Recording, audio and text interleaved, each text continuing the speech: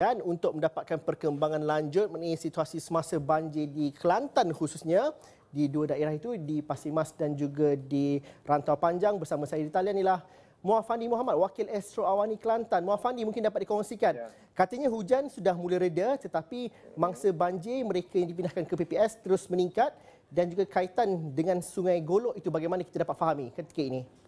Baik, terima kasih Zul. Benar, cuaca hari ini agak baik di mana sepanjang hari bermula pagi sehinggalah ke saat ini hujan mulai reda. Ada kalanya hujan yang turun renyai-renyai tanpa ada yang lebat di kebanyakan kawasan di seluruh negeri Kelantan ini. Begitupun mangsa banjir yang terus berlindung di pusat pemindahan sementara meningkat kepada angka 1,769 orang, membabitkan 547 keluarga yang ditempatkan di 7 buah pusat pemindahan sementara yang kesemuanya terletak di jajahan Pasir Mas. Pusat pemindahan sementara SK Tok Deh tertinggi yang mencatatkan bilangan mangsa banjir yang berlindung iaitu 704 orang dengan diikuti dengan PPS SK Gual Periuk sekitar 493 orang. Dan pada waktu ini bacaan paras air Sungai Golok masih lagi mencatatkan bacaan paras bahaya iaitu 9.52 meter.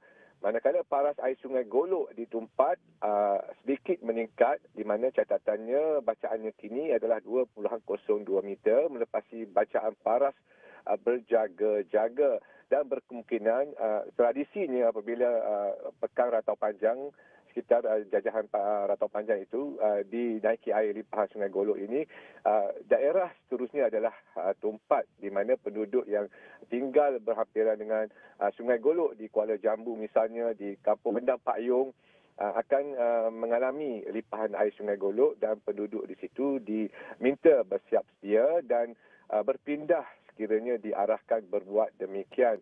Dan untuk makluman Zul dan juga penonton, siang tadi saya sempat menemu ramah pengarah Angkatan Pertahanan Awam Kelantan, PAM Kelantan, iaitu Kolonel PA Muhammad Azhar Mujab, yang turut memaklumkan setakat ini pihak APM sudah menerima beberapa laporan berhubung kehadiran binatang berbisa termasuk ular dan juga kalajengking di kawasan ataupun di kawasan yang dinaiki air dan juga di rumah-rumah penduduk.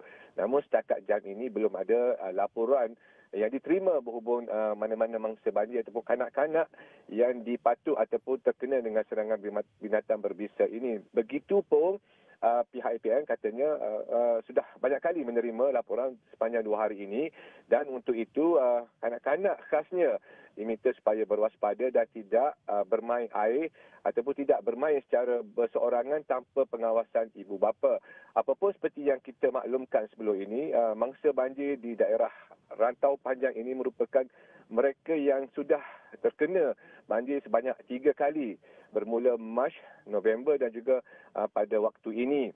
Dan sudah pasti mereka sudah pasrah dengan keadaan ini, dan seperti yang kita laporkan siang tadi bahawasanya salah satu punca mereka berdepan dengan situasi banjir air yang meningkat begitu tinggi ini adalah kerana projek lembangan sungai bersepadu Sungai Golok, dan kebanyakan mereka khususnya mangsa banjir dari daerah Rantau Panjang ini terpaksa berdepan dengan situasi banjir termenung di mana air yang mengenangi pekarangan rumah mereka itu tidak dapat keluar dalam waktu masa yang singkat, menyebabkan mereka terpaksa berlindung dan berada di pusat pemindahan sementara dalam jangka masa waktu yang begitu panjang, melebihi tempoh seminggu ataupun mungkin menghampiri tempoh 14 hari, Zul.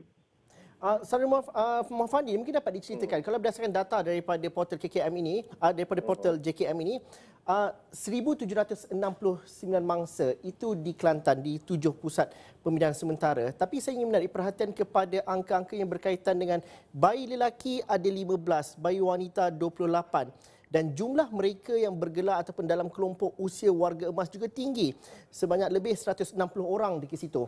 Dan ada juga mereka yang kelainan upaya, iaitu yang dalam kategori OKU ada 32 kalau digabungkan di sini, 32 OKU yang ditempatkan di PPS keperluan mereka ini berbeza-beza. Bagaimana pengurusan dan juga keadaan di PPS kalau dapat kita ketahui sikit sebanyak untuk keperluan mereka yang memerlukan keperluan-keperluan yang khas khusus, yang lebih khusus ini? Sebenarnya Zul, apa yang saya perhatikan, setiap mereka keluarga masa manja yang dipindahkan ke pusat pemindahan sementara ini, mereka dibekalkan dengan kemah yang boleh mengasingkan antara kanak-kanak dan juga warga emas ataupun ibu bapa. Di samping itu juga sebelum ini jika sekiranya di PPS ini dibekalkan dengan tikar, namun kali ini ada juga tilam kecil dan juga toto yang turut diberikan kepada mangsa banjir. Seperti mana juga kaum wanita, soal tuala wanita dan juga keperluan semasa juga turut dibekalkan sebagai salah satu alatan keperluan bagi mangsa banjir yang berpindah di pusat pemindahan sementara. Dan apa sepanjang beberapa hari liputan saya di kawasan Rantau Panjang ini, saya melihat yang membabitkan golongan warga emas, khasnya kenderaan lori misalnya. Saya melihat kebanyakan lori yang digunakan oleh baik Jabatan Bomba, baik juga APM, mereka menggunakan lori yang mempunyai jentera pengangkut. Di mana jika kita lihat lori yang boleh memasuki kawasan air yang separas Perut misalnya, kebiasaannya lori itu disertakan dengan jentera pengangkut. Jadi jika lori yang keadaan uzur misalnya ataupun lori yang tidak ada jentera pengangkut, ini sukar untuk mengangkut terutamanya warga emas, kanak-kanak dan juga mereka yang tergolong dalam kurang upaya ini. Apapun persiapan dari sudut jentera dan juga kelengkapan jentera itu saya lihat sudah ditambah baik oleh pihak berkuasa. Begitu juga di pusat pemindahan sementara di mana kerusi roda dan juga tempat pengasingan bagi mereka yang mempunyai simptom demam dan sebagainya turut dilaksanakan di pusat pemindahan sementara, dan pegawai kesihatan dan juga petugas kesihatan turut berada di pusat pemindahan bagi menjalankan saringan dan juga mengasingkan mereka yang terdedah ataupun mereka yang mempunyai simptom-simptom supaya tidak berlaku penularan COVID-19 di kawasan ataupun di pusat pemindahan sementara ini. Dan apa yang saya saksikan dari semasa ke semasa ini, berlakunya pertambahan dan juga memperbetulkan kelemahan yang ada sebelum ini, di mana bukan sahaja dari sudut makanan. Jika sebelum ini, Zul, kita mendengar kebanyakan mangsa banjir ini setiap kali mungkin menunya sarding, namun kali ini menu makanannya ditukar daripada sarding kepada ikan, kepada ayam, dan juga menu itu saya dengar daripada mangsa banjir sendiri, mereka tidak komplain ataupun tidak kata bersungut mengenai makanan yang disediakan di pusat pemindahan sementara.